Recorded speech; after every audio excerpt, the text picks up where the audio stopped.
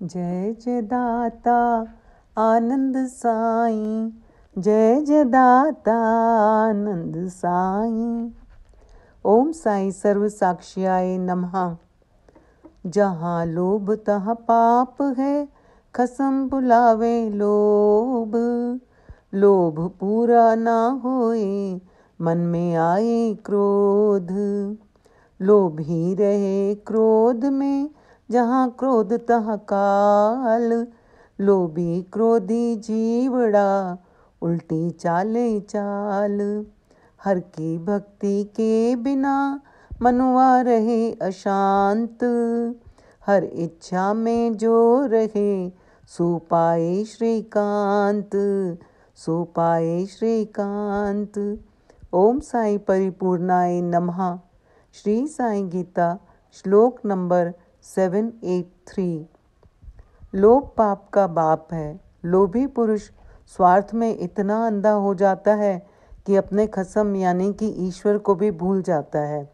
जब उसका लालच पूरा नहीं होता है तो वो क्रोधित हो जाता है और उसकी बुद्धि भ्रमित हो जाती है। वो उल्टे सीधे कार्य करने लगता है। जब हरि भक्ति छूट जाती है तो मन भी अशांत रहता है। इसीलिए परमात्मा की भक्ति में मन को लगाए रखना चाहिए। अपने गुरु की बानी में रहना चाहिए, तभी हम बच सकते हैं। हम अपने इष्ट को पा सकते हैं। आज आपको लोभ के दुष्परिणाम क्या होते हैं उस पर एक किस्सा सुनाती हूँ। एक बार किसी शिष्य के साथ उसके गुरुदेव कहीं देश भ्रमण को जा रहे थे। गुरुदेव बड़े ही त्यागी और तपस्वी थे, परंतु उनका जो शिष्य था अभी भी माया आसक्त था। माया का लोभ हमेशा उसके मन में छाया रहता था। धन माल के लिए ही सदैव स्वप्न देखता था।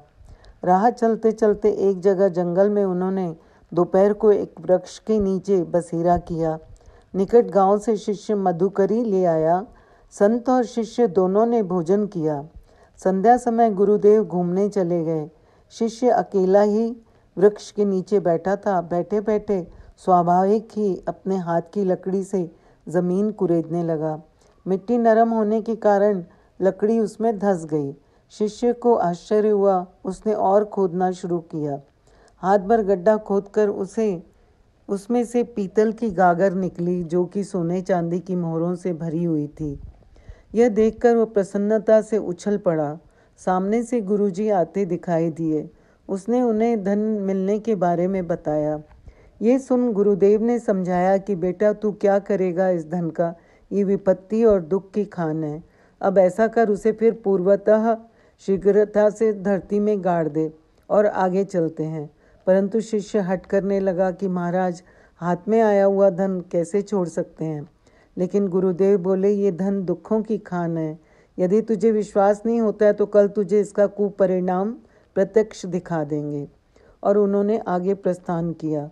दूसरे दिन गुरुदेव ने कहा कि वो वृक्ष के नीचे हमारा कुछ छूट गया है, चलो ले आएं।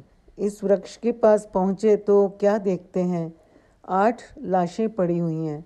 धन की गागर वहीं पड़ी है। ये सब देख शिष्य अवाक रह गया और गुरुदेव से पूछने लगा।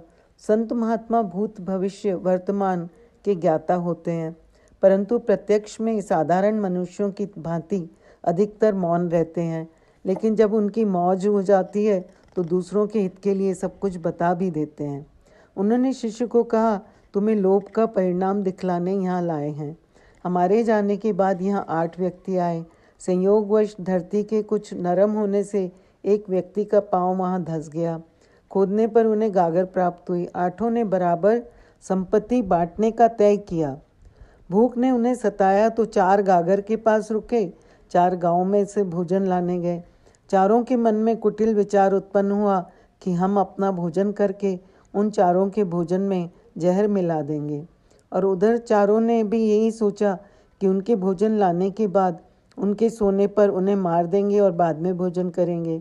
इस तरह जो भोजन लाए थे उनको मार दिया गया और बाद में विषाक्त भोजन जिन्होंने किया वे चारों व्यक्ति भी मर गए। शिष्य ने ये किस्सा सुना तो गुरुदेव के चरणों पर गिर गया। ओम साई राम, जय साई राम।